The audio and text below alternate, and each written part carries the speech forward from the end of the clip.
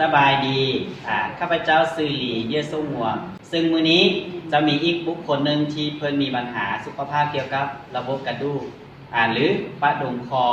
ซึ่งเพิ่นเป็นเวลายาวนาน10 กว่าปี แล้วเพิ่นเฮ็ดทุกวิธีทางหรือหายาหรือปัวหลายๆวิธีแต่บ่สามารถกลับคืนมาปกติได้ถามว่าเป็นอย่างมื้อนี้เพิ่นไปเจอเกี่ยวกับสิ่งใดดีๆแล้วจึงใช้เวลาอันสั้นเพียง1-3 เดือนแล้วเพิ่นกลับคืนมาปกติเดี๋ยวพวกเราไปฟังว่าเพิ่นเจอกับตัวยาหรือสมุนไพรตัวใดสบายดีเดี๋ยวให้พอแนะนำซื้อน้อยซื้อเพียรใส่รอนหนอตู้เนาะเพียรใส่รอนหนอตู้เขาอดีตเป็นพนักงานอยู่แผนกเกษตรกรรมป่าไม้นครหลวงเวียงจันทร์โดยซึ่งปัจจุบันนี่พักบำนาญแล้วถือว่าพักผ่อนบำนาญดังนั้นอยากถามพอว่าอีก3 เดือนหลังพอมีปัญหาสุขภาพเกี่ยวกับอย่างเจ้าใน3 เดือนหลังคือว่าตลอด30 ปีหลัง30 ปีหลังโดยที่เคยเป็นมา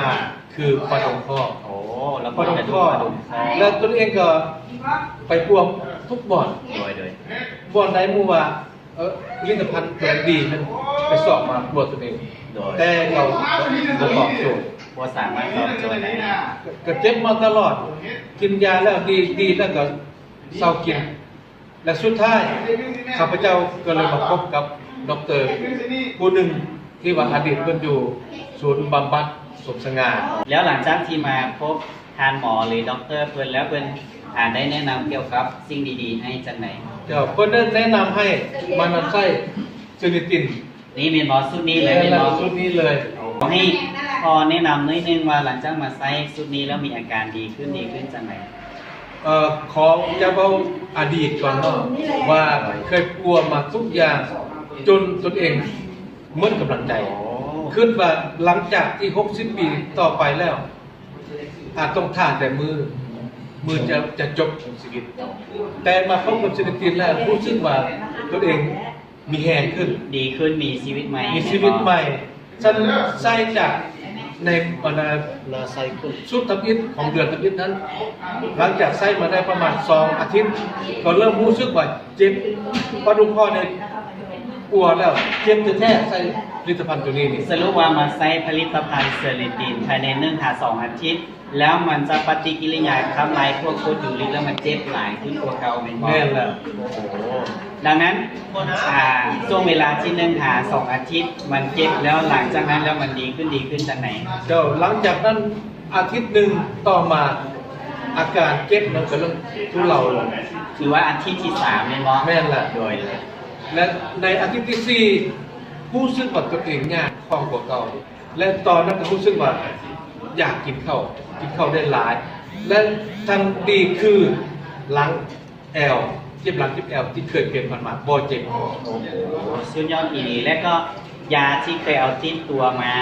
ก็ถือว่าวางไว้หรือถึงจะกินก็กินน้อยนึงที่เอามาคู่กับตัวนี้แม่นบ่แม่นล่ะดังนั้นอยากจะถามพ่ออีกครั้งนึงว่าช่วงเวลาที่พ่อกิน1 ชุดแล้วพอซื้อต่อกินอีกจักเดือนหรือจักชุดให้สุขภาพดีขึ้นหลังจากที่กินชุด1 มื้อเนาะแล้วตนเองจะได้มากินตื่นอีกประมาณ2 ชุดนี่นะก็ถือว่า1-3 เดือนหรือว่า3 ชุดเป็นบ่แม่นแล้วดังนั้นให้พอฟังความมั่นใจว่าใช้เวลาเพียง3 เดือนแล้วสุขภาพทุกมื้อนี้ดีอยู่ในระดับซ้ำใดหรือดีแบบใดฉันข้าพเจ้าเนาะเป็นคนผู้หนึ่งที่มีอายุแล้วอยากเรียกพ่อมาอย่างท่านผู้ชมผู้ที่มีพญาเป็นประดงข้อโดยเฉพาะอยากให้หันมามองเบิ่งเซนิตินจะช่วยทานได้ที่ได้ดีที่สุดเพราะอย่าต้องเปิดใจมาเบิ่งเนาะมาเบิ่งก่อนแล้วทานจะตัดสินใจและจะช่วยให้ชีวิตของท่านดีขึ้นกว่าเก่าโอเคถ้าสั้นก่อนที่จะ